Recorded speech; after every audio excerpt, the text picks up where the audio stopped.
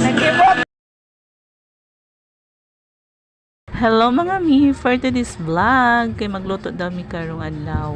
Anyways mga mi, magluto da mi kay birthday manggod na sa akong papa, pero wala na dire sa atong kalibutan mga mi. Anyways mga kamami, magpansiro dai diha mi og mag-adobong manok dai pod mi. Tan-awan niyo akong pag-umangkon, ambot na unsa ni murag biyaag uyab, di maginokto. Anyways mga kamami, nagpray na dai mi diha aron makasugod na pud mi diha og pangaon. Sabayan pud og pasalamat nga naay grasya nga niabot mga mi. Bisan pa man nga ginagmay nga mga grasya mga mi, pasalamaton gyapon nato nga niabot sa atoa. Happy birthday, Lolote! Happy birthday! Happy birthday, Lolo!